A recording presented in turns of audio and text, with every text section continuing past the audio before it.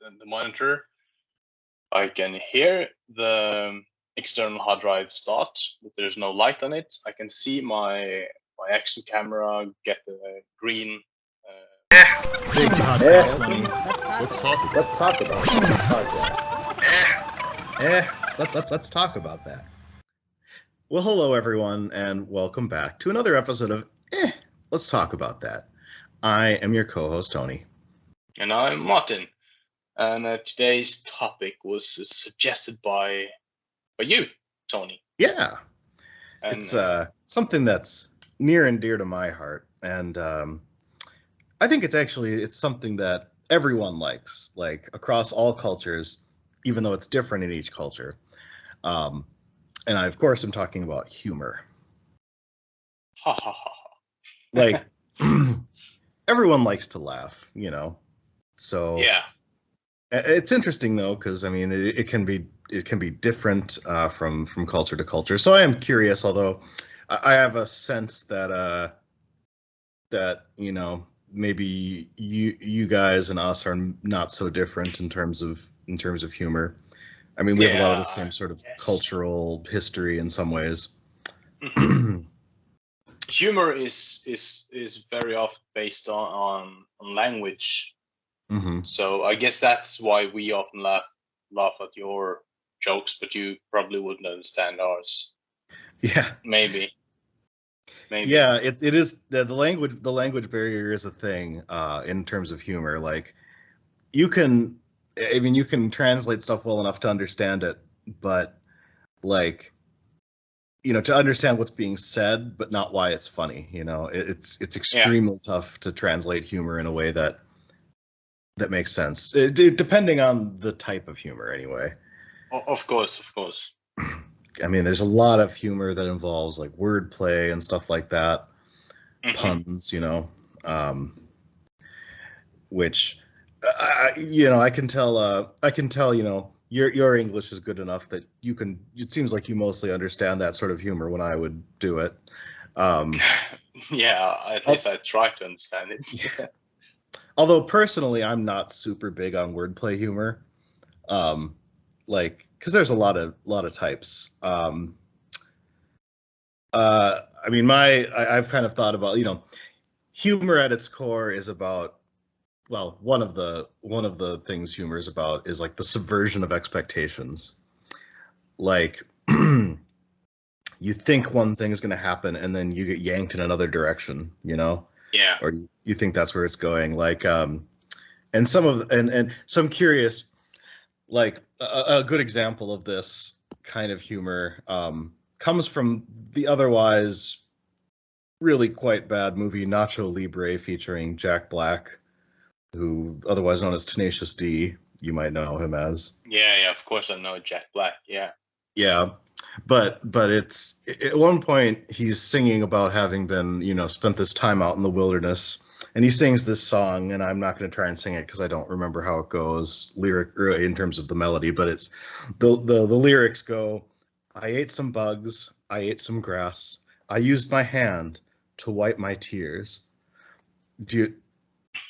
Yeah, that's yeah. So that, I mean, that's we like have the a couple of subversion of those here. expectation. Yeah. What? Go ahead. Yeah, we have a couple of those songs here too. Yeah, definitely. More adult jokes. Yeah. Songs. Yeah. Absolutely. But it's that subversion, right, of expectations, because you think you know what the last word of it is going to be, and then it ends up being something far more innocuous.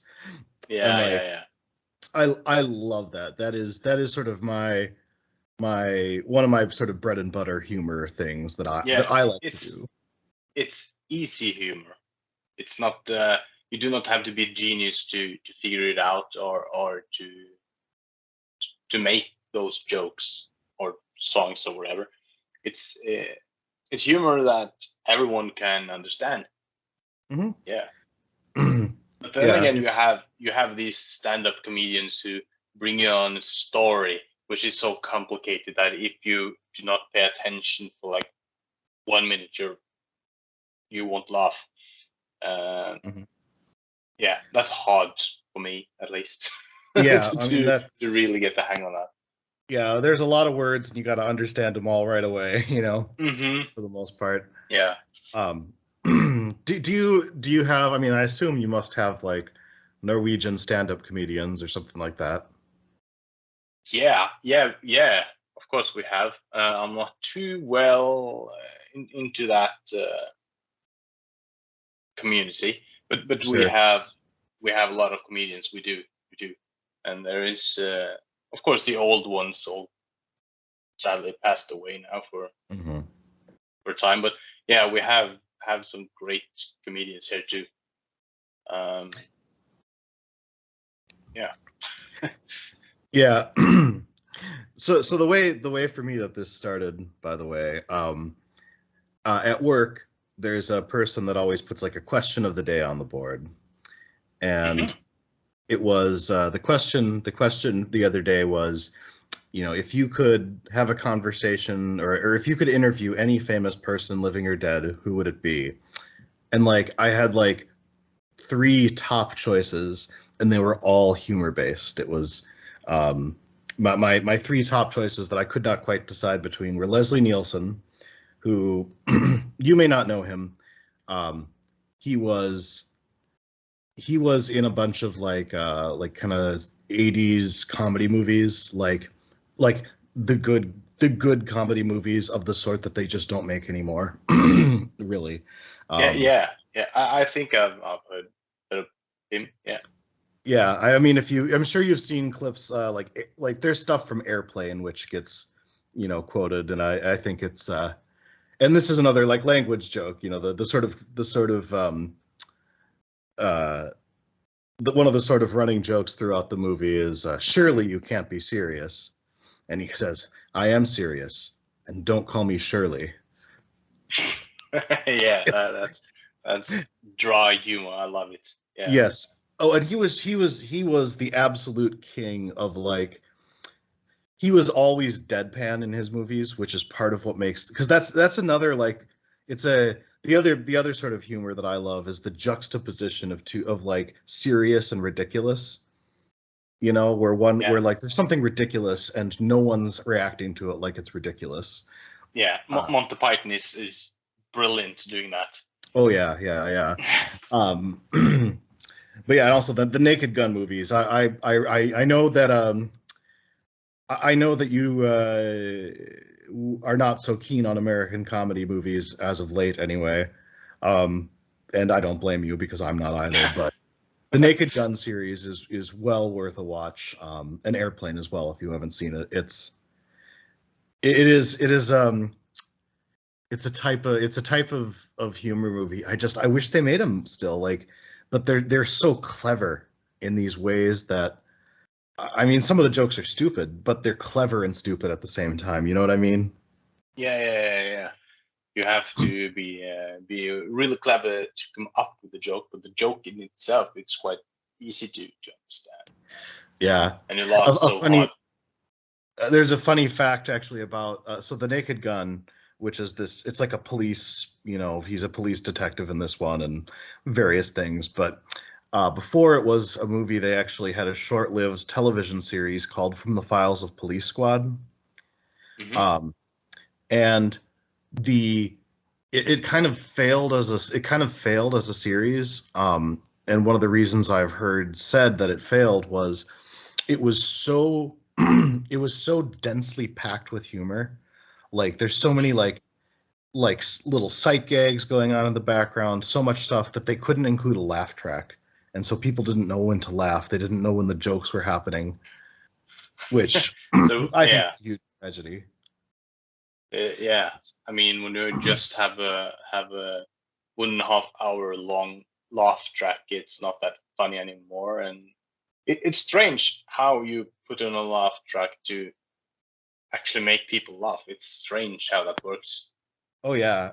Well, and like if you take there's some great clips from like you know, more modern American comedy, you know, television shows where they edit out the laugh track, and it's cringy. Like it's not at all funny, and you like it's just like sort of the human groupthink of, oh, someone's laughing, this is funny, that makes them seem funny, but they are really not in a lot of, like, Yeah. when you hear them without that. So we can conclude that humor is it's rare that you laugh alone. It's easy to laugh around people. Absolutely. Like it is, I have almost more fun listening to humor things or like watching humorous movies with other people because the shared experience makes it better. Like I don't usually laugh aloud unless it's really, really good. Then it's really good. I mean, I have this podcast with these two comedians, and it's very rare, but sometimes when I listen to, I can find myself just standing there and laugh, just randomly in a corner at work. I mean, it's so. It's not. It would probably look pretty weird from an outsider. Yeah. Oh yeah. I've certainly had situations where I'm just laughing at my desk at work apropos of nothing, and I'm sure it's weird. And I mean, and like it's like I'll cry laughing. Like I'll have tears running down my face from laughing. Oh, he's turned again. It's turned again. Yeah. So yeah, Leslie Nielsen was one of them. Yeah. One of the other ones of major note is someone I'm almost certain you've never heard of called Dave Barry, who is he's a humor writer. He used to write a column in a newspaper. Then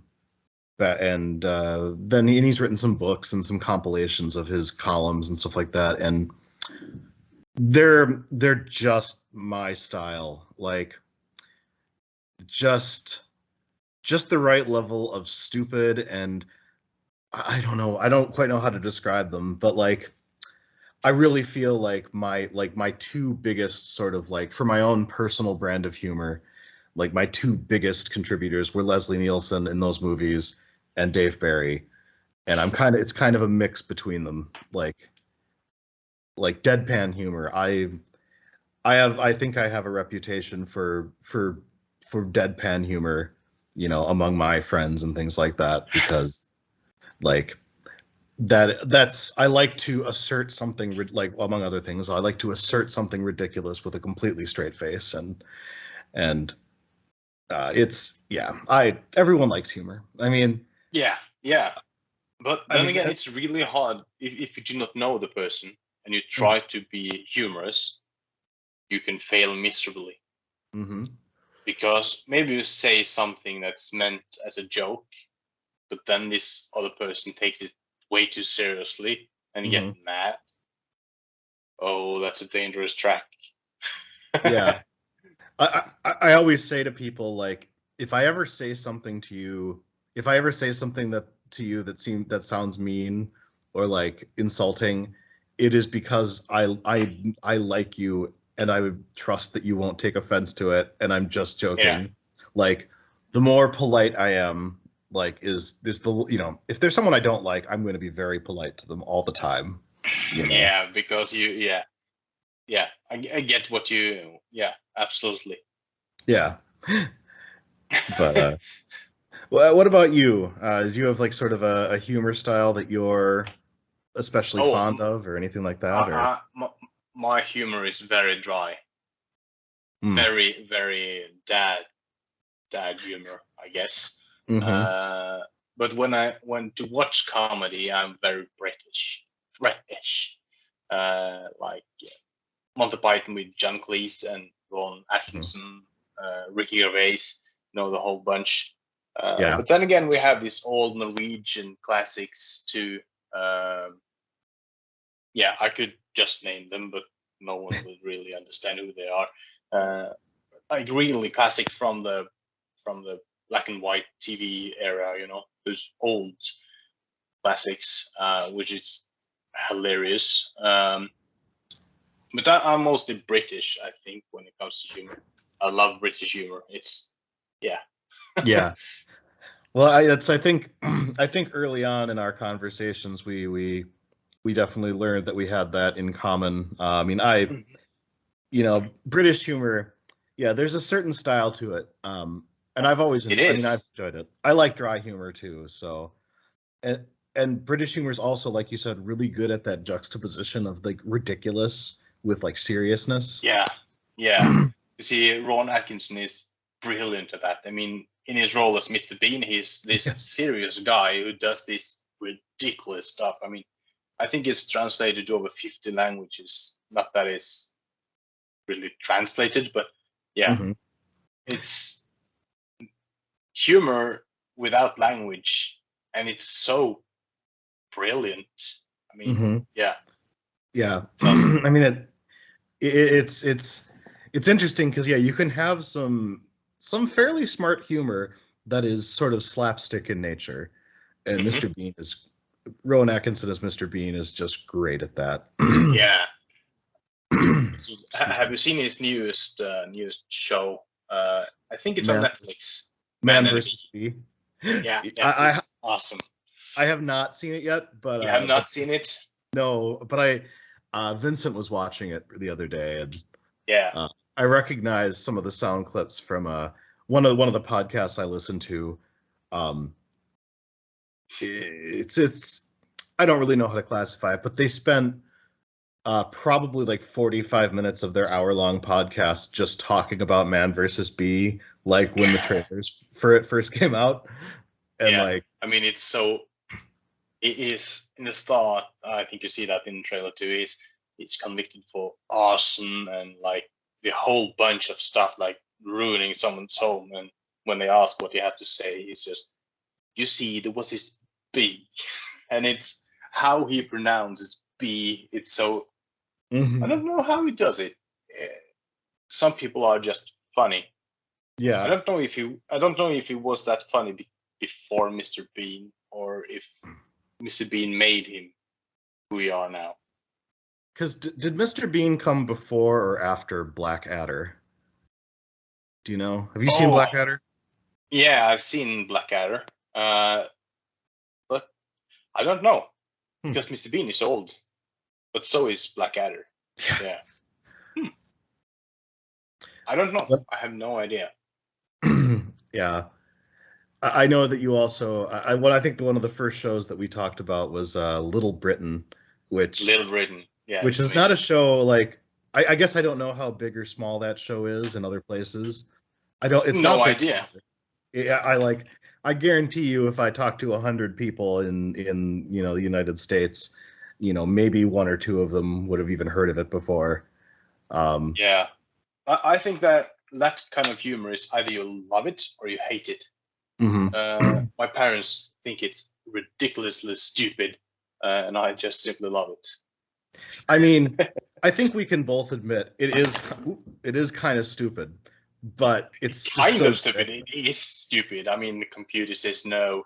How is that supposed to be funny? Yeah. How is that supposed to be funny?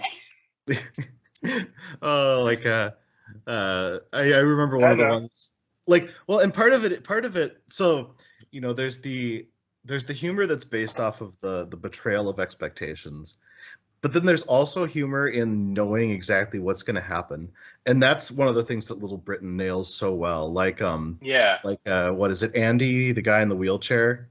Yeah. Who, you always know he's going to get out of that wheelchair and do something when the other guy's not looking.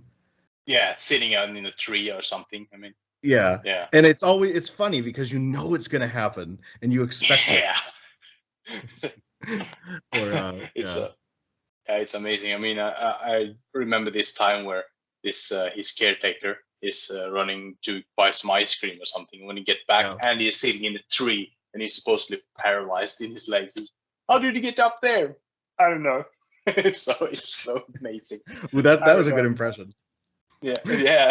I mean, practicing, That I always loved. It was such a dumb. I mean, and I think the thing about Little Britain is that it didn't feel the need to flesh out the characters in any way. They could be very one-note characters and just put them in different situations. What was it, Anne, the mental patient who was. But then the phone would ring and she'd answer it and would have this very masculine voice and would talk completely normally on the phone and put it away. now. Yeah, and Little Britain is, yeah, it's amazing. Actually, it's brilliant. They've taken so many characters, and each of them are funny in their own way. And yeah, I admire actors who are able to like be in a character like that. You have everything from Andy and over to that fat lady who's trying to get other people to exercise or whatever, be on a diet or something. Fat fighters, right? Fat fighters, and yeah, and the only gay in town, only gay in the village. Oh yes, the only gay in the village. Yeah, have you seen the interview with the only gay in the village and Elton John? Oh, I have not. Oh, you gotta see that, because it's a serious interview with Elton John and the character on the gay in the village, and we all know Elton John is quite gay. Yeah. He's quite gay, if that's allowed to say. And yeah, it's brilliant because they're kind of fighting who's the gayest. Yeah, oh, it's amazing. It's yeah, yeah. No, I really would like to watch. I'd like to go back and watch that show again sometime because it was brilliant in its own way. Absolutely. I mean, I'm sure we could probably spend like the next 45 minutes just like doing these weird in jokes, and our listeners are like, "What are they even talking about right now?" It's like, yeah, you got to see. It says like, no. It's not funny. It's just no. I know, and all that stuff. But over to some serious comedy. I mean, I saw this guy on Instagram or YouTube or whatever. He's doing humor on statistics. He had this board with him with statistics, and he said that in China there's 1.4 billion people, and we are about 7 billion people in the world. That means every fifth person is Chinese. And that means every fifth person who's born is Chinese. So if you're having 4 children and you're expecting a fifth, it might be Chinese. Just be prepared. And that's so brilliant. That's so brilliant because it is making jokes about the facts. It's trying to explain comedies. Yeah, you do not explain comedy. And they say nothing. Yeah, nothing makes a joke funnier than explaining it, right? Yeah. But no, I know what you mean. I like, that's those sort of like logically fallacious arguments like that are great. Yeah. The other thing that I think can be interesting is about comedy is sometimes doing something unfunny but repeatedly makes it funny again. Like there becomes like, like I said, like explaining a joke isn't funny, but if you take it far enough and explain it in excruciating detail, it becomes funny again, that you're explaining it in that level of detail. You know, you can tell a joke one time, it's funny. You can tell it twice, it's not that funny. If you try to tell it like 10 times, it becomes funny again, but not the joke. Yeah. It's not the joke itself that's funny. It's all the other things around. Yeah. But then again, I was thinking like we have kind of the same humor, and although I don't think I've ever seen any Swedish or Danish comedy show, I don't think we have kind of the same humor being that close, and that's I find that kind of strange. I do know. I mean, I've seen some stuff online of like Finnish memes, like of course being part Finnish myself, and like they're weird, and I do not get why anyone would find them funny. But you know, I don't speak the language, so yeah, that's again the language barrier, but also there is this cultural. The words just slips away. Yeah, the cultural difference there it was. like I think humor is based on how you're raised and in what environment and such you're raised. Mm-hmm. I do not think I think I know. Because if you're raised here and there, you would probably not find certain things funny because it was always serious to you. Yeah. Well, and yeah, a lot of humor is based off of like sort of the cultural norms and expectations that you have, you know, and yeah. So I mean, Minnesota has a fairly, you know, a fairly like Norwegian, Swedish, Scandinavian sort of culture. So, you know, it's probably why we're at least somewhat close in terms of what we like, you know, because there's some of the same. We have some of the same cultural things. Of course, there's, you know, differences, as we've highlighted over the year or so of us podcasting. But yeah, there's a stereotype. I don't know if it's true there too that Germans don't tell jokes. Is that like or like Germans? Germans do not have any humor at all. Yes, that's universal. But I don't know if the Germans agree on that. Yeah. Oh, I'm sure. I'm sure there are plenty of them that do. It's you know, those. I think I've mentioned before. I have trouble with like stereotypes like that,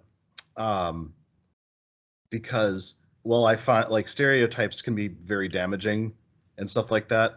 I find like the sort of like they're funny to think that there are people that are like that. I don't know how to describe it. There's a certain irony to stereotypes that I find funny, like in jokes. I mean, you shouldn't stereotype like everyone is like that, but the stereotype itself is based on so much. Yeah. So the stereotypical Norwegian is born with skis on his legs and all that stuff. It's just something that's just how it is.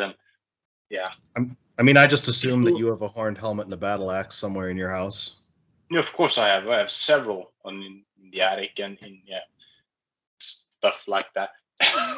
But yeah, and I also have a ship down by the docks. So oh, nice. Yeah. A nice dragon figurehead on it. Yeah. Yeah, of course I have. But people are taking themselves too seriously these days. Like if I say something and you find it offensive, the first thing people often think is, "Oh, he tried to hurt me," instead of, "Why did he say that?" Maybe he's trying to tell a joke or something. I should trying to respond in another way, because you can actually make a joke about anything. I think, yeah, and because if you get hurt by a joke, it was probably not intended to you. Because very few comedians want to hurt people. Yeah. Yeah, I mean, it's an interesting thing to think about in general, is like, you know, like are there like topics that are there things that are forbidden to like joke about, or things that should be forbidden to joke about? And I mean, while I'm hesitant to say that, you know, 100% there's nothing, because you know, whatever, it's, yeah, I don't know, it's a tricky one. Yeah, because, you know, the you can have like a joke about anything, but the punchline, that's where the line is. You know, you can have a joke about the Nazis, but you do not joke about, but the punchline is not that 5 billion Jews was killed. You know, the punchline got to be something else. And you can joke about the Holocaust, but the punchline has to be something else. Yeah, that's the thing. You can joke about anything, but the punchline has to be, not the serious issue, but something Yeah. funny based on. Yeah, it's yeah, and I think there are people that would argue that, like, you know, yeah, does that take away something from, like, the horrible part? Which I'm not saying I agree or disagree, but sure. as I kind of think through my head, you know, what people think and how they react to things. Mm-hmm. Yeah, it's tough. I mean, Yeah. But as I mentioned, like, if you get offended by a joke, it was probably not intended to you. It was intended to another audience. Yeah, we all have different humor, and yeah, no one wants to offend anyone, I guess. I wish that were true, but yeah, those who try to offend others are not people I want to be around. If you're walking about to offend people, then yeah, go dig yourself a hole in the ground and stay there. Yeah, my entire life, I never understood people that want to hurt each other, you know, just because that even as I remember being introduced to, like, bullying and stuff in 3rd grade, and it was beyond me why anyone would want to bully, why anyone would want to be mean. Like, yeah, it's okay to not like people, but you don't have to be yeah. I mean, like, it's like I said, if I don't like you, that's when I'm going to be extremely polite to you the whole time. Yeah, or just don't talk that much to that person. I mean, do not ignore, of course, do not ignore the person, but yeah, don't interact that much if I do not like you. Yeah. But yeah, now the topic turned sour again. It really kind of did, didn't it? Is it because we almost hit the mark now for the first part of yeah.